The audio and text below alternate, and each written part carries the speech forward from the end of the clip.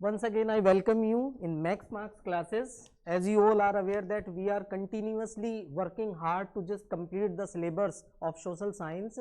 And today we are going to discuss the very important chapter of economics, the globalization and the Indian economy.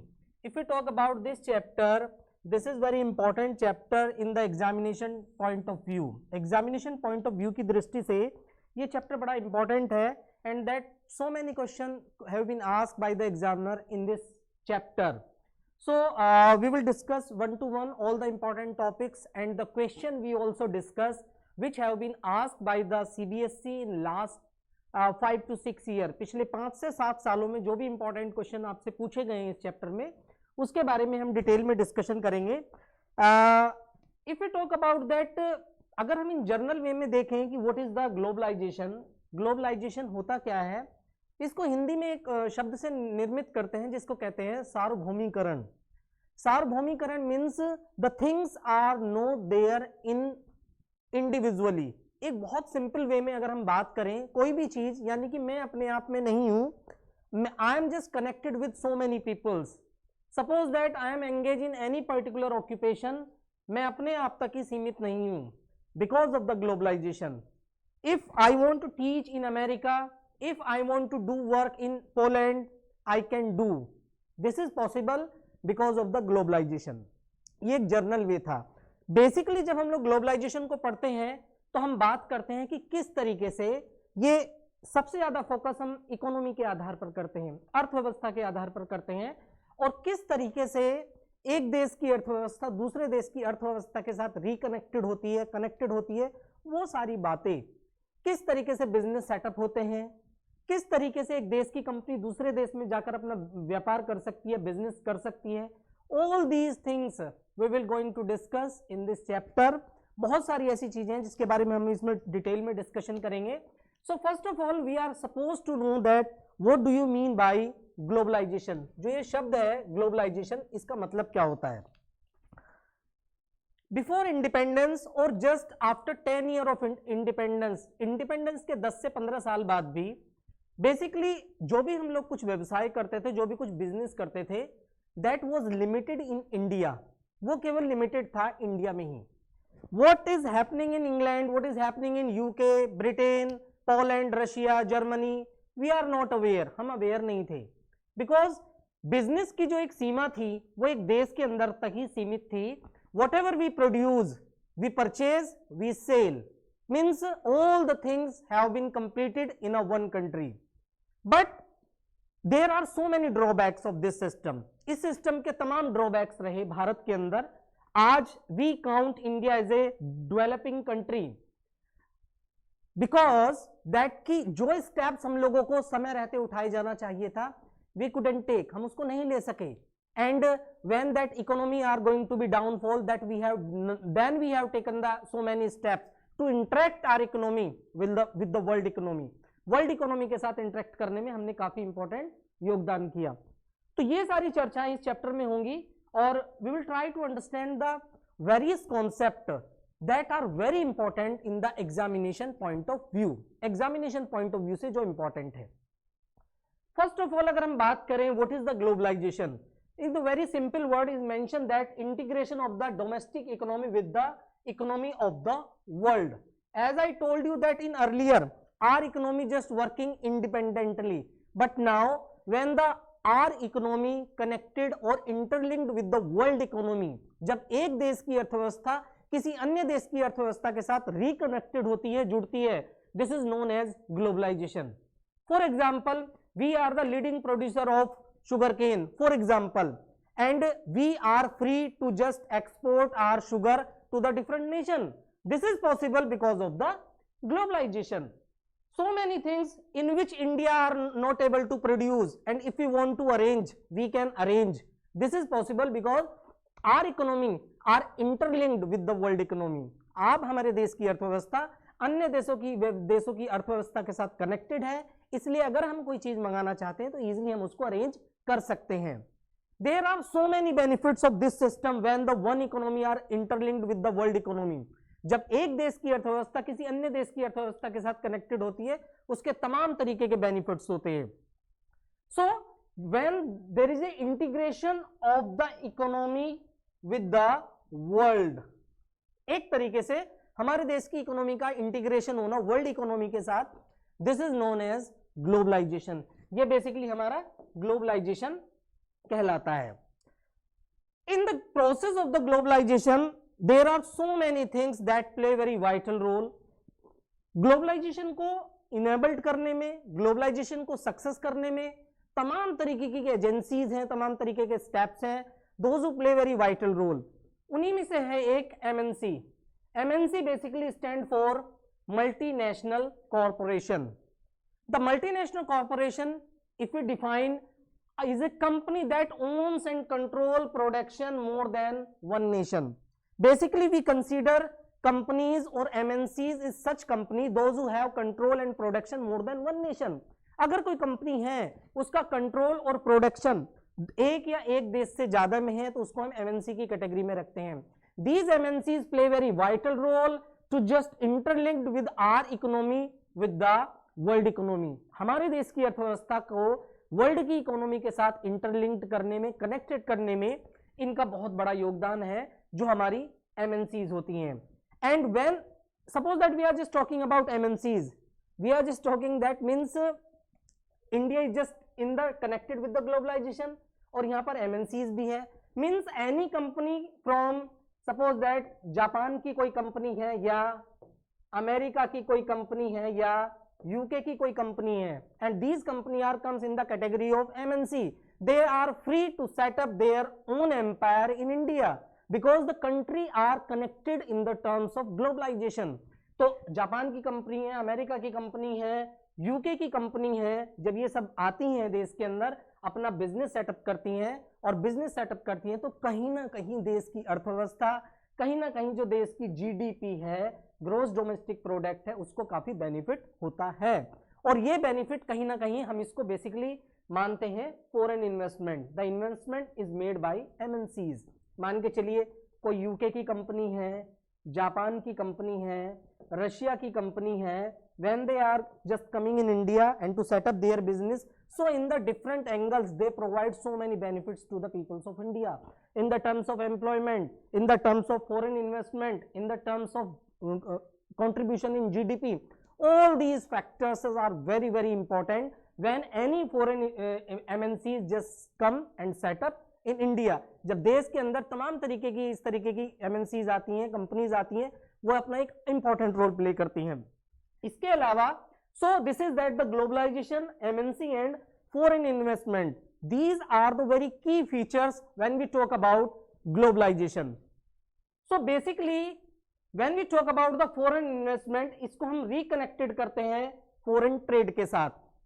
foreign trade means किस तरीके से जो हमारा विदेशी व्यापार है किस तरीके से सेटअप होता है, and how the MNCs just play very vital role to set up the foreign trade. Foreign trade को सेटअप करने में इनका क्या इंपॉर्टेंट योगदान है।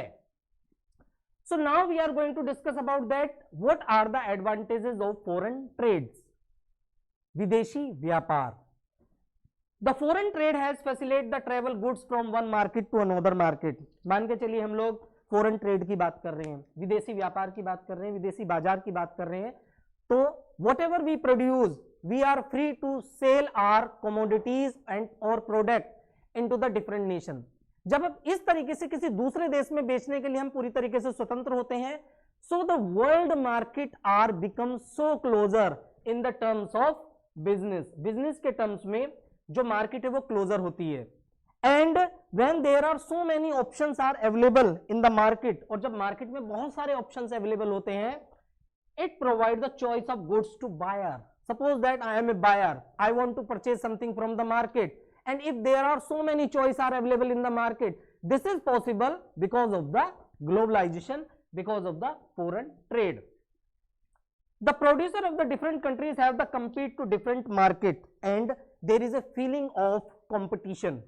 जो feeling of competition होती है, this feeling of competition make the product so, एक तरीके से बहुत अच्छा प्रोडक्ट, एक जो कंपटीशन की फीलिंग होती है जब वो आती है तो उससे कहीं ना कहीं जो हमारा बायर होता है उसको बेनिफिट होता है। And that the so many choices is also available in the market for the buyer, buyer के लिए तमाम तरीके की जो चॉइसेस होती हैं वो अवेलेबल होती हैं।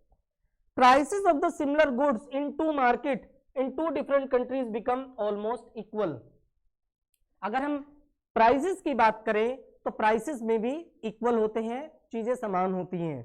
So if you talk about that की एडवांटेजेस क्या है, means if I belong to India और suddenly I have to visit America या किसी अन्य देश में मुझे जाना पड़े, the same thing I want to required in the same country, उस दूसरे देश में मुझे आवश्यकता है, तो I can purchase the same things in the different countries because that the countries are connected because of the globalization and the MNCs are set up their unit control production in the different nation.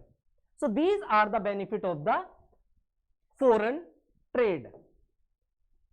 Now to just give the boost to our economy, जो हमारे देश की economy है, जो हमारे देश की industries है, उसको बूस्ट देने के लिए, उसको स्पीड अप देने के लिए the government of India have take many steps. उसी स्टेप्स में एक चीज आती है आपकी स्पेशल जोन, इसको हम कहते हैं SEZ, इसको हम कहते हैं special economic zone. Special economic zone basically this is the initiative which is taken bye, this is the initiative basically which is taken by the government, and what is says what kind of facilities is provided by the government to the especially the people those who want to set up their industries। जो भी व्यक्ति इस तरीके के business setup में engage हैं, जो भी व्यक्ति इस तरीके की चीजों को एस्टैब्लिश करना चाहते हैं, इंडस्ट्री सेटअप करना चाहते हैं, उन सब लोगों के लिए, ऐसे उद्योगपतियों के लिए, ऐसे इंडस्ट्रियलिस्ट के लिए भारत सरकार ने और हर स्तर पर हमारे देश में अलग अलग स्टेट गवर्नमेंट ने स्पेशल इकोनॉमिक जोन बनाए गए हैं।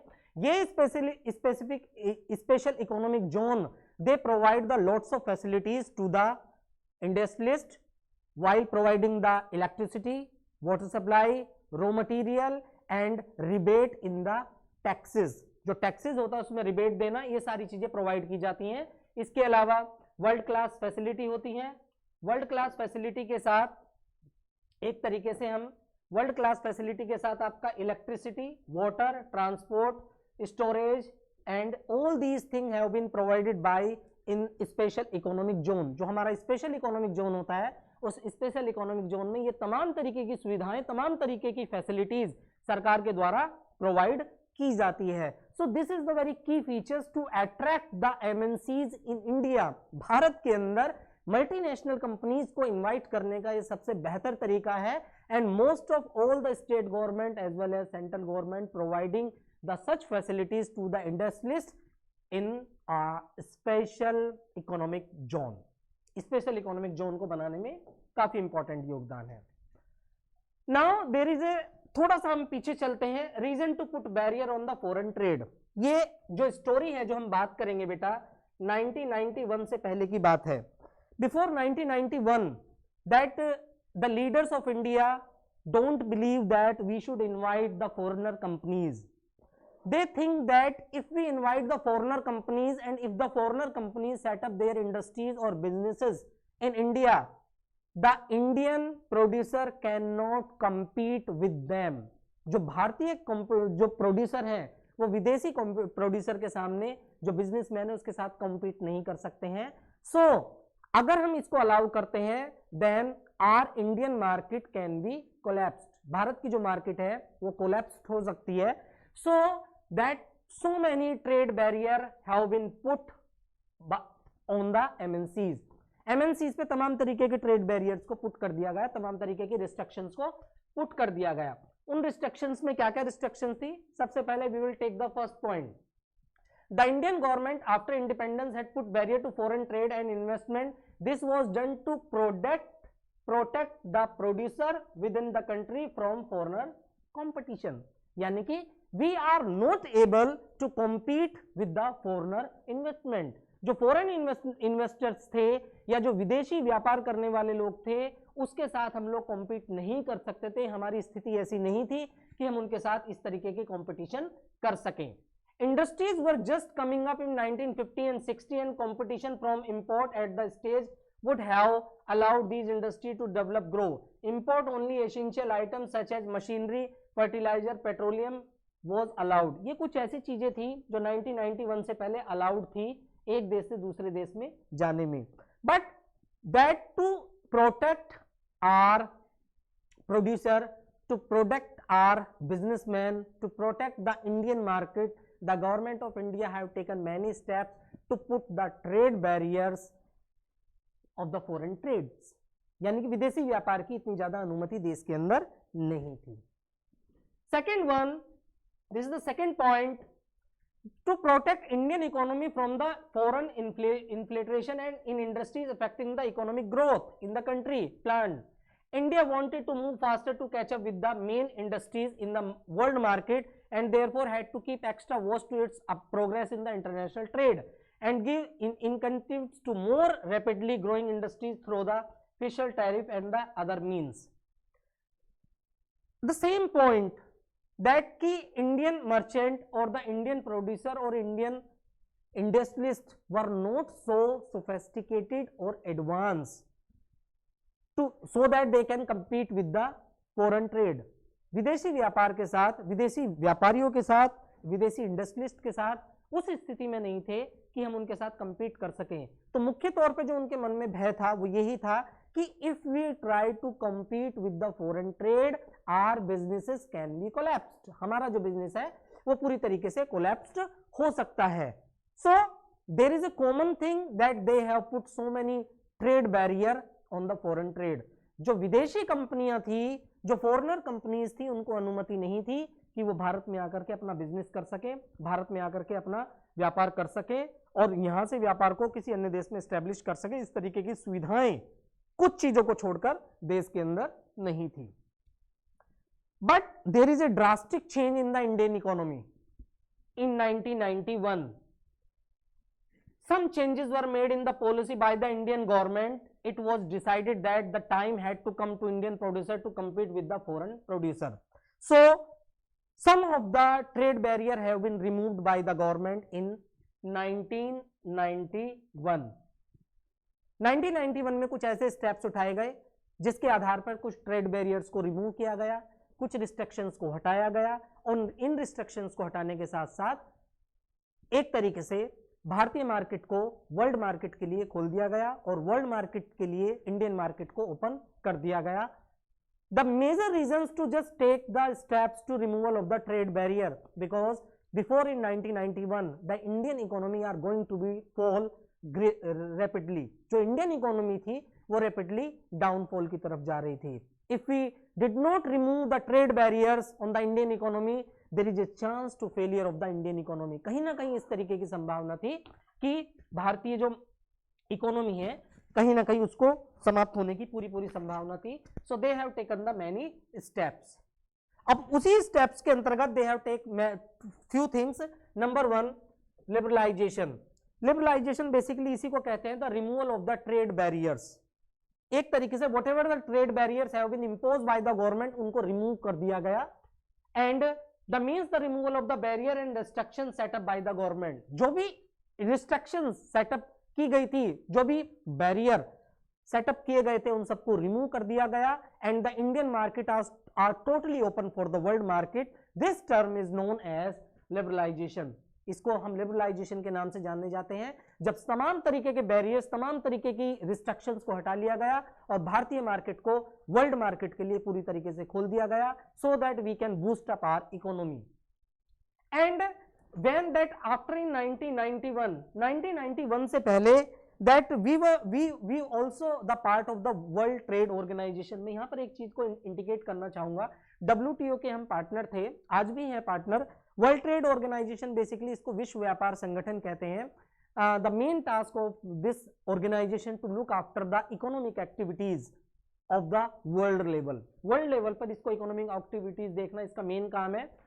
Initiative to develop the countries. Its main objective to liberalize international trade.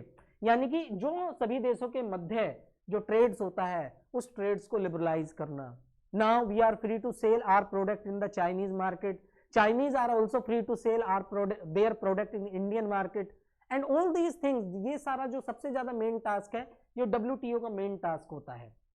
तो 1991 के बाद काफी स्टेप्स उठाए गए और काफी स्टेप्स उठाने के बाद एक पॉलिसी को अडॉप्ट किया गया जिसमें हम लोगों ने तमाम तरीके के रिस्ट्रिक्शंस को रिमूव किया। उसी के अंतर्गत एक नया कॉन्सेप्ट है, sometime the examiner can ask that ये privatisation, this is also the part of the step which is taken by the central government after 1991, that privatisation means transfer of ownership of the property from public sector to private sector.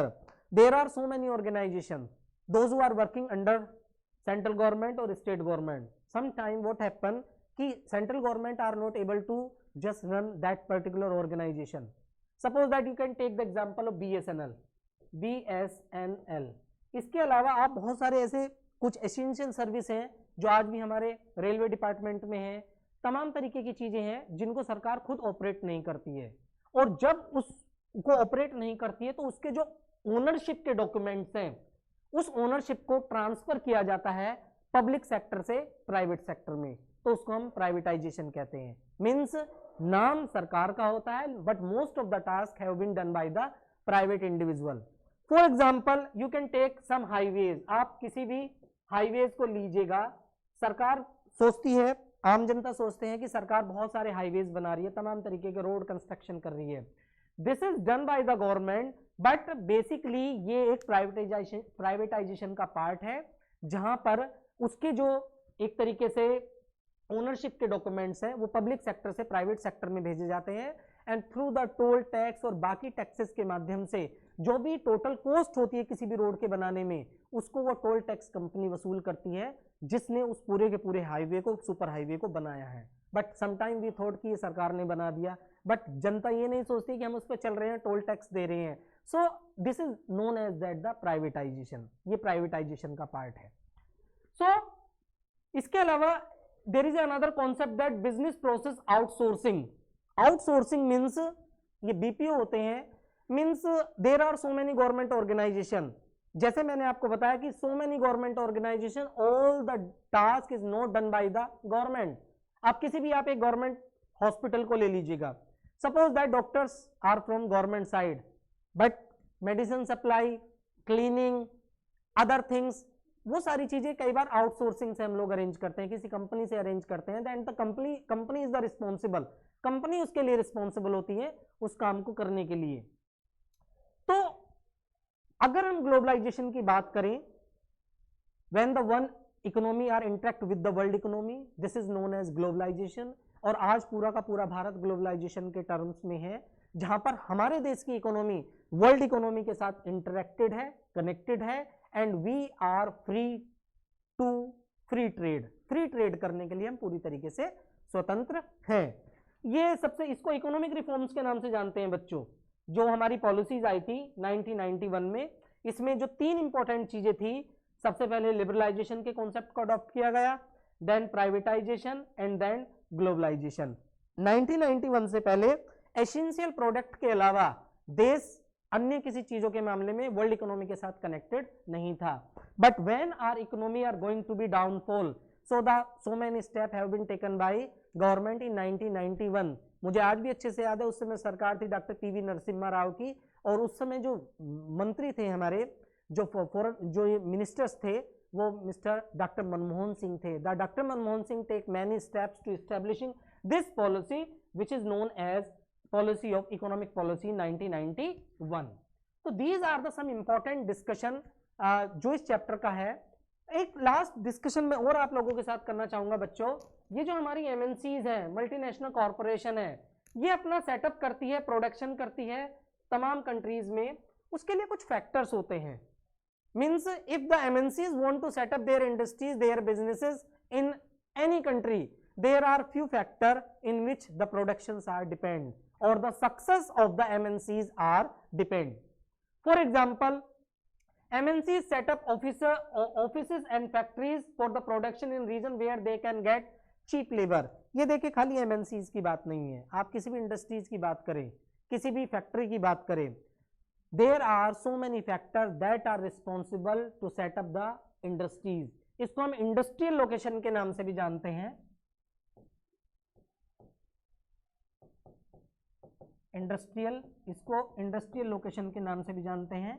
Industrial location इसलिए कहते हैं कि किसी भी industries को setup करने के लिए तमाम तरीके के फैक्टर्स होते हैं जो इंपॉर्टेंट होते हैं। तो इसमें कि चीप लेबर होनी चाहिए, इसके अलावा अदर रिसोर्सेज होने चाहिए और तमाम तरीके की फैसिलिटीज होनी चाहिए, तभी वो किसी एमएनसीज की सक्सेस निर्भर करती है। At time MNCs set up the production jointly with the some of the local companies. Suppose that हम एमएनसीज को बढ़ावा दे रहे हैं, तो some time what happen that MNCs not completely open their unit in any particular nation, they just tie up with the local companies, जो local producer होते हैं उनके साथ टाई अप करते हैं, अपनी क्वालिटी को इंप्रूव करते हैं, अपना लोगो यूज करते हैं, तमाम तरीके की चीजें।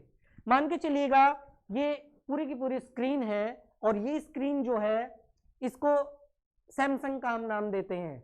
अब सैमसंग कंपनी सारे के साथ उसकी प्रोडक्शन यूनिट भारत के अंदर नहीं है, but they want to set up their industries in India. They just connect with the local companies, give their technology to the local companies, use their logo and तब जाके वो सारी चीजें सेटअप करती है। तो कई बार हम अपने बिजनेस को सेटअप करने के लिए लोकल कंपनीज के साथ टाई अप करते हैं। This is the another features of another factors of this MNCs. One more thing that when we tie up with the local companies to just the MNCs provide the so many resources to the local companies, उसको पैसा देते हैं, resources देते हैं, raw material purchase करने के लिए तमाम तरीके की फैसिलिटी देते हैं और तब जाकर के उनका जॉइंटली जो है वो काम बनता है और वो अपने काम में सक्सेस बेसिकली होते हैं। Factor which have helped the globalization. Now our economy with connected with the world economy, हमारे देश की अर्थव्यवस्था अन्य देशों के साथ कनेक्टेड है। एंड किस तरीके से जो फैक्टर्स हैं वो ग्लोबलाइजेशन में हेल्प करते हैं। जितना ज्यादा अच्छा ग्लोबलाइजेशन होगा किसी भी देश की इकोनॉमी के लिए, उतनी ही वो रैपिडली आगे बढ़ेगी। For example the technology, number 1, rapid improvement in technology has contribute greatly towards globalization. Means if we have the technology, if we have the rapid improvement system, means willing to improve all these things, that this is the important factor of the process of the globalization. Development in the information and communication technology, this is the main thing. If there is a complete information technology assets are there in any particular nation, this play a very vital role to give the speed to our globalization process. हमारे globalization process में ये इसका बड़ा important योगदान होता है। Suppose that आप में से किसी बच्चे के रिलेटिव्स यूके में हैं, इंग्लैंड में हैं, and you want to just send some money, you want to transfer some amount your relatives. If there is a technology, if there is a communication system are better, we can easily. The information technology has also played important role in the spreading out production of service across country. Order are placed through the internet, designing is done in the computer, even payment is of designing and printing be arranged through the internet. Means transport, communication, banking, we can say the communication, transport or banking, these are very important three factors that play very vital role to give the speed to our globalization. देश में सार्वभौमिकरण करने में, अपने देश की अर्थव्यवस्था को world economy के साथ कनेक्ट करने में इसका काफी बड़ा योगदान है, इसको हम नेग्लेक्ट नहीं कर सकते हैं।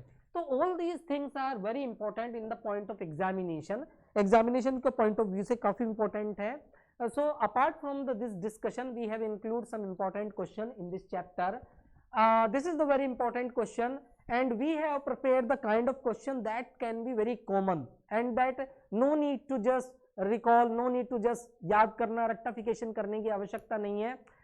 The Max Marks team basically just prepare the such question which can be easy way में आप उसको explain कर सकते हैं।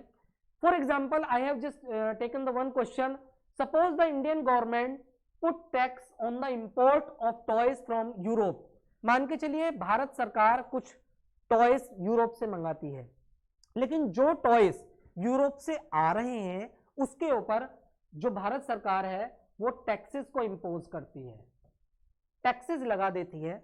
अगर बहुत ज्यादा टैक्सेस लगाती है तो what kind of impact will be there if we put taxes on the toys that are import from the Europe. अगर यूरोप से टॉयज आ रहे हैं तो उसका क्या प्रभाव पड़ेगा।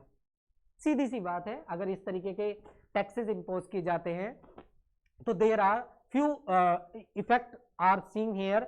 The cost of the European toys will increase. मान के चलिए किसी चीज टॉयज की कीमत 100 रुपीज है, अब से पहले जो टैक्स लगता था वो 12% था।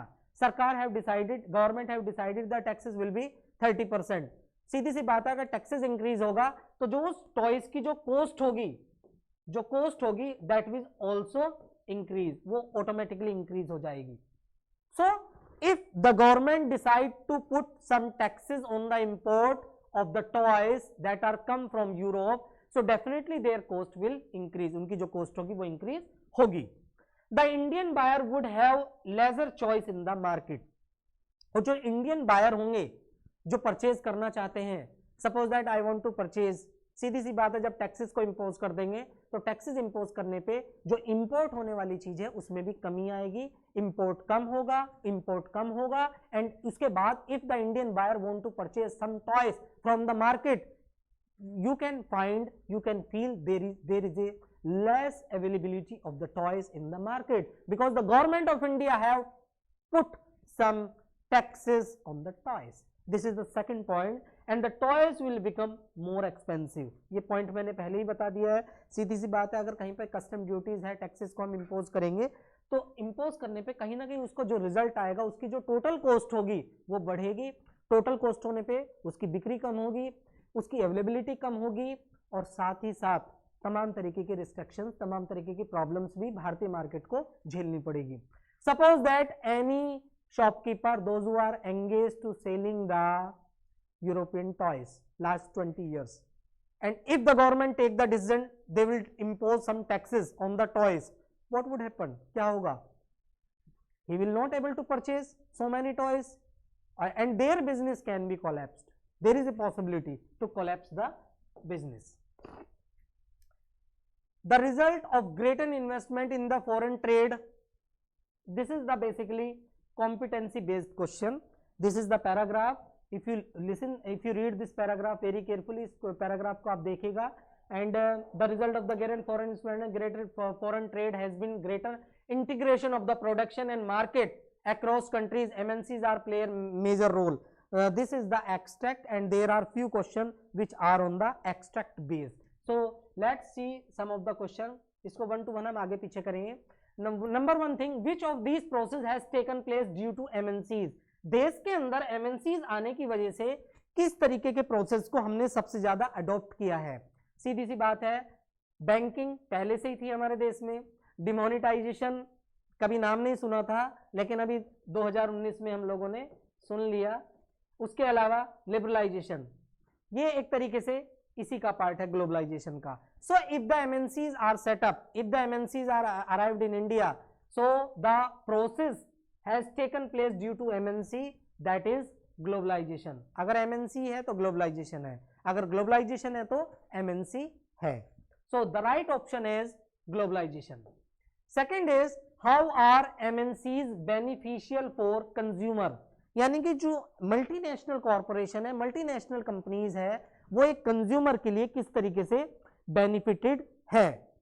सीधी सी बात है, पहले एमएनसीज नहीं थी, whatever the availability in the market, we don't have the choice, हमारे पास चॉइस नहीं होती थी, जो भी मार्केट में अवेलेबल हुआ हमने उसको खरीद लिया। But now there is a multinational corporation, and these multinational corporation basically we can say, इसमें कंज्यूमर से रिलेटेड पूछा गया है।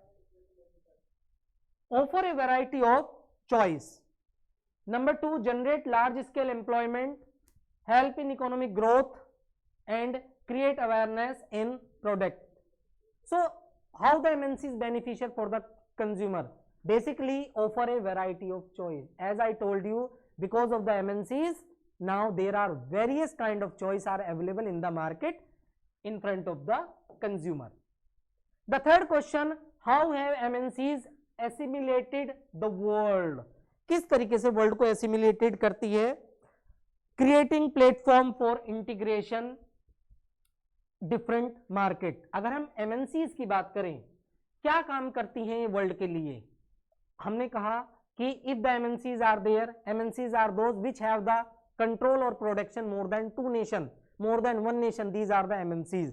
So according to my definition, these MNCs create platform for integration different market, integrating different market. जो market होती है, world market होती है, उसको integrated करती है जो multinational corporation होता है. If you see the last question, the impact of the globalization on dash I have used here has not been fair. देखिएगा ये ग्लोबलाइजेशन आया, इस ग्लोबलाइजेशन की वजह से कंपटीशन आया, कंपटीशन की वजह से एमएनसीज आई. अब एमएनसीज के आने से sometime these small producer face many problem. Sometime they are not able to compete with the foreigner investor. जो फॉरेनर इन्वेस्टर्स होते हैं उनके साथ कई बार ये कॉम्पीट नहीं कर पाते हैं.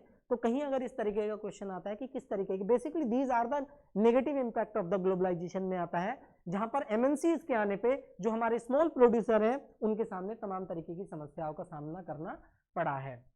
There is a last question which I also want to discuss. How have market been transformed in recent year? Suppose that liberalization is there, privatization is there, globalization is there. All these three things are there. What kind of impacts are there in market? Market में किस तरीके का impact है इन सब की वजह से? So we have included the few things here. The goods and services are produced globally. As a result, production is organized increasingly complex way. Means due to the globalization, now the productions are there at the global level.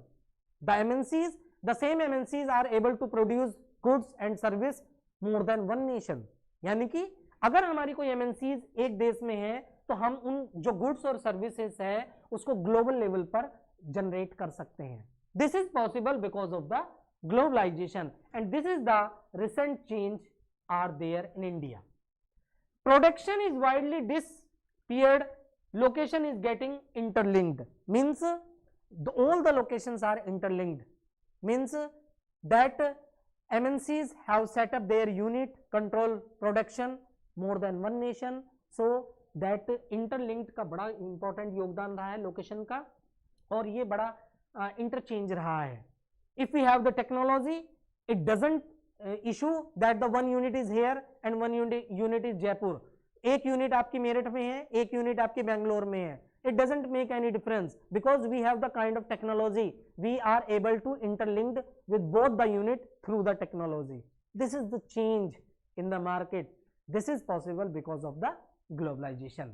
The foreign trade has resulted connecting the market in the integration market in the different countries because of the globalization. Now our economy, now our market are connected with the world market. This is possible because of the globalization. This is also we can include the recent change in the market कि आज हमारे देश की जो market है वो world economy के साथ कनेक्टेड है. So all these were the very important questions which we have discussed here. Finally मैं आप लोगों से यही कहना चाहूँगा कि ग्लोबलाइजेशन का एक प्रोसेस है जिसमें एक देश की अर्थव्यवस्था अन्य देश की अर्थव्यवस्था के साथ कनेक्ट होती है. कुछ इस तरीके के रिस्ट्रिक्शंस भारत सरकार ने पहले लगाए हुए थे जिसको 1991 में रिमूव किया.